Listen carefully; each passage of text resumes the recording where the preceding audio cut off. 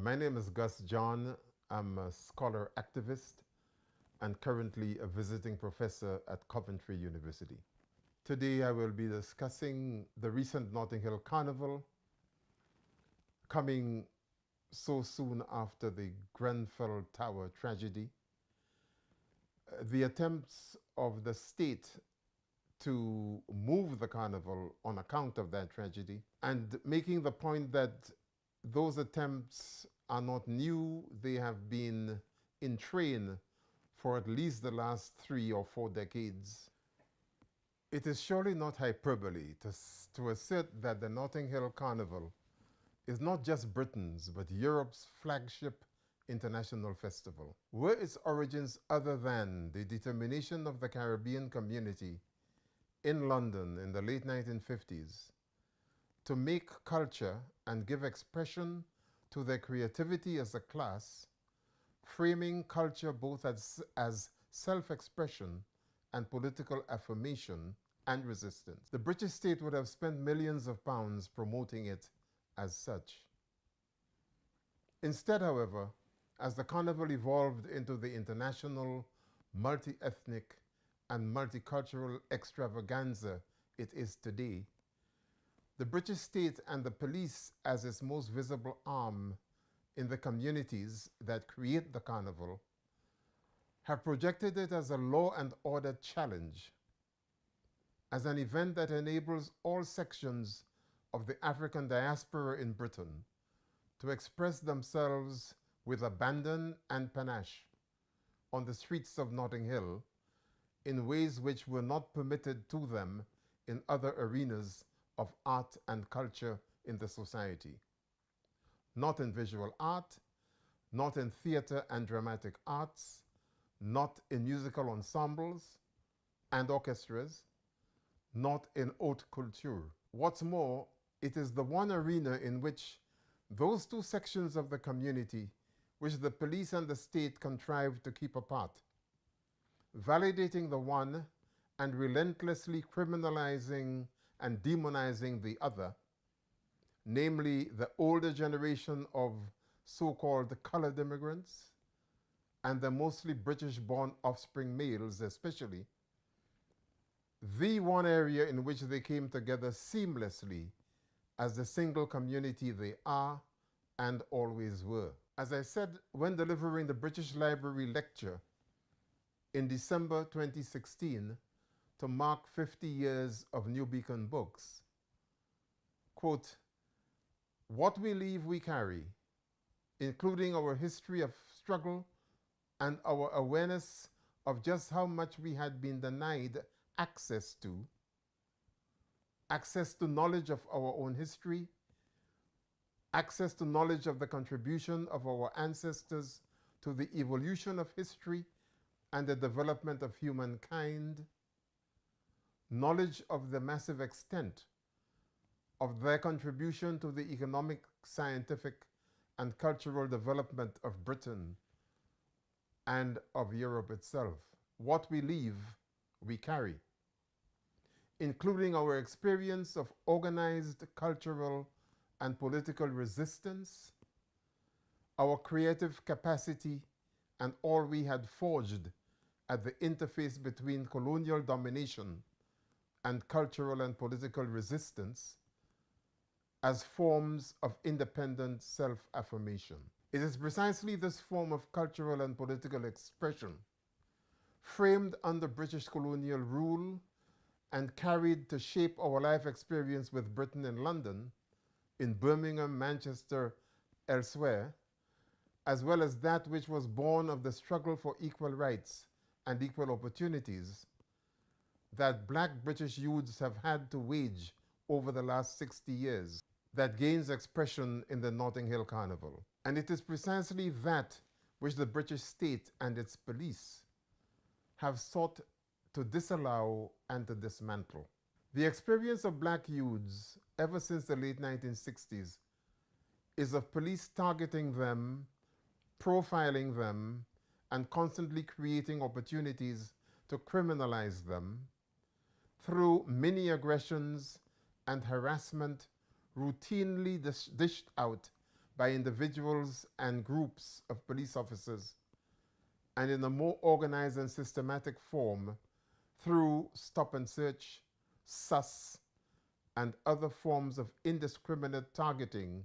of young black people as a collective. When, in that long, hot summer of 1976,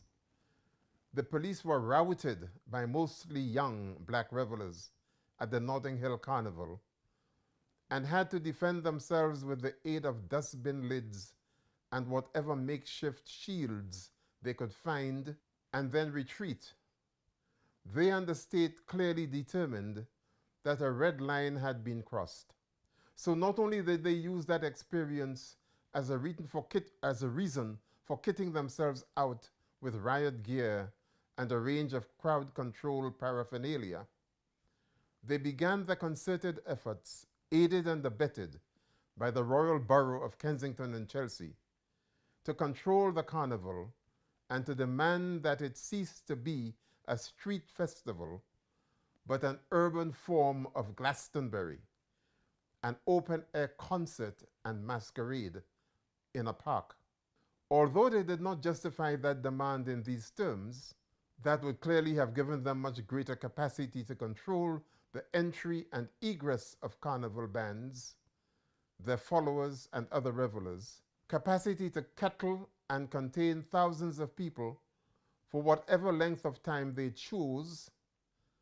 and the capacity to take and keep photographic records of unsuspecting carnival goers at will. Needless to say, the Royal Borough of Kensington and Chelsea had their own reasons for wanting to see the carnival off their streets. With increasing gentrification and a resident population with little interest in the fact that the carnival evolved over decades on those very streets of Notting Hill, the borough was motivated as much by a desire to clear the streets of a festival that no longer reflected the residency of the area, as by the concern to minimize disruption for that residency. Hence the arguments about sanitation, the tendency of some revelers to pee in inappropriate places, rubbish thrown into residents' gardens, and the like. It is, of course, much easier to convince the public that your intentions are honorable and in their interest by introducing a shoal of red herrings and not demonstrating that none of those challenges is insurmountable, than revealing the true reasons for wanting to shunt the carnival into a park. Against that background, and the pincer movement of the police on the one hand and the Royal Borough of Kensington and Chelsea on the other, it was wholly predictable, if not inevitable, that the state would use the Grenfell massacre to deal with the carnival once and for all. When one examines the reasons for placing so many residents with the profile of the majority of those who were housed in Grenfell in that form of social housing, it becomes clear that there are commonalities between the policies applied to the social housing of vulnerable communities, ethnically defined for the most part, and the attitudes of the borough towards the carnival. They wrapped the Grenfell Tower block, in cheap cladding, not for ecological and energy-saving reasons to the benefit of residents, but to make it less offensive to the eyes of the Holland Park and Chelsea overspill. The shell should be left exactly as it is and given the status of a vertical graveyard, so that those same people have no choice but to look upon it daily. That form of social and ethnic cleansing is precisely what they have been attempting for decades as far as the carnival is concerned. The Minister for London, Greg Hands, when he called on the 7th of July 2017 for the carnival to be moved, his call had nothing whatsoever to do with honoring the dead,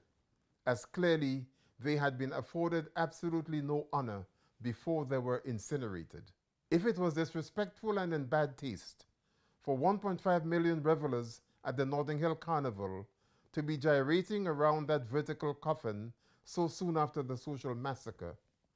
it surely must have been equally disrespectful for Ariana Grande to stage a follow-up One Love Manchester concert a mere 2 weeks after the suicide bombing in that city that killed 22 people and injured many more. Some 50,000 people attended that concert, with hundreds of them more watching on television and donating more than £2 million. Scooter Braun, executive producer of that show and manager of Grande and Justin Bieber, is reported as saying at the concert, "Manchester, your bravery is our hope. Because of you, we can now represent through this as a worldwide community that we will be ready, we will be fearless, and we will be great." The Metro reported that international artists such as Miley Cyrus, Coldplay, Bieber, Katy Perry, and Robbie Williams joined Ariana Grande to stick 2 fingers up to terrorism. The state was clearly nervous and jumpy about the prospect of more than 1 million fearless members of a local, national, worldwide community standing up for the victims of the Grenfell massacre and condemning the cynicism and corporate criminal conduct of the local state, the London mayoralty under Boris Johnson, and national government. As such, that attempt by the state and the national police to shut down the festival was about much more than the Notting Hill Carnival and how the local community deals with its dead, with its maimed and homeless. That is why Greg Hands, Cressida Dick, Theresa May, Boris Johnson, and all the rest of them would prefer the residents of Notting Hill, Londoners generally, and the whole nation to see this as having to do with the appropriateness of a carnival procession weaving around Grenfell Tower, rather than as a metaphor for Brexit Britain, border control, and the profile the state gives to and what it does with refugees, asylum seekers, and undocumented workers. So rather than focusing on the lessons from Grenfell about gentrification, the marginalization of vulnerable communities, neoliberalism, and the reality of a 2-nation, 2-speed Britain, the state chose to set itself up as a prurient guarantor of respect for the dead. The assumption here was clearly that the carnival organizers and revelers, including those who survived the Grenfell tragedy itself, could be expected to have and demonstrate no such respect. Greg Hands, as Minister for London, made his intervention on the above grounds. The police, for their part, went all out to project the carnival as a hive of criminal activity that required them to take proactive steps to protect the public. They made operational decisions based on the assumption that every known young black male involved in criminal activity or in so-called gangs or on the periphery of gangs should be apprehended and prevented from attending the carnival, irrespective of whether or not police intelligence had confirmed that those targeted were not only intending to attend the carnival, but to cause trouble at it. 3 weeks before the carnival, and in a blaze of publicity, the police announced that they had made 656 arrests. One can assume, therefore, that were it not the fact that the carnival was looming, the majority of those arrested would have been allowed to go about their daily business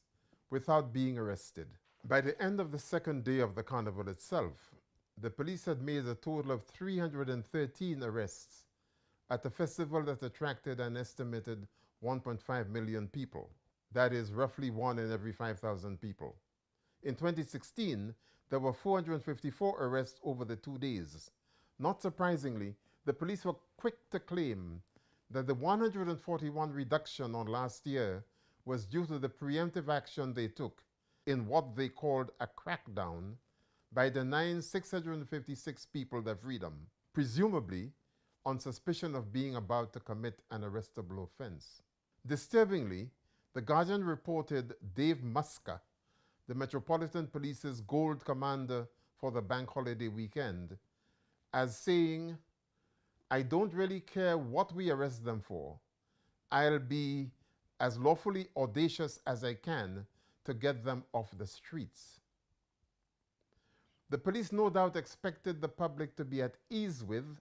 if not in full support of, their blatant denial of the human rights of those thus targeted. They have not said how many of those 656 people arrested have been charged and brought before the courts, and how many were wrongfully arrested or at the very least released without charge. The police do their utmost every year to focus the public on concerns about crime and public order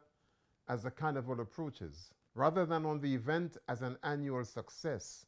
The focus is never on the art, the music, the creativity of the mass bands and mass camps, but on crime, criminal disorder, and the potential for mass social unrest. This narrative then becomes its own justification as the police use Carnival as an opportunity to introduce new forms of policing, crowd control, and data gathering. Black young people are 7 to 10 times more likely to be stopped and searched by the police. Black or Black British people are 5 times more likely to be arrested than white people. Baroness Scotland, former Attorney General, confirmed in her evidence to the Home Affairs Committee in 2007 that 3/4 of the young black male population will soon be on the National DNA database. As if it were not enough for the police to have that growing volume of data on one section of the population, this year they announced the intention to use facial recognition software to identify would-be troublemakers. On Saturday, the 5th of August, The Guardian reported that police at the 2-day West London event will use the facial recognition system and match faces in the crowd against databases of people they suspect will cause trouble, comparing them with images of people previously arrested or under bail conditions to keep away from the event. Police will use facial recognition, the report said, to scan the faces of tens of thousands of revelers at this year's Notting Hill Carnival, even though civil liberties groups believe such an action would be discriminatory. Martha Spurrier, the Director of Liberty, is reported as saying, "This intrusive biometric surveillance has no place at the Notting Hill Carnival. There is no basis in law for facial recognition, no transparency around its use, and we've had no public or parliamentary debate about whether this technology could ever be lawful in a democracy." The Guardian reported Stafford Scott, veteran campaigner against police abuse of power and targeting of black communities, as saying, "It is racial profiling.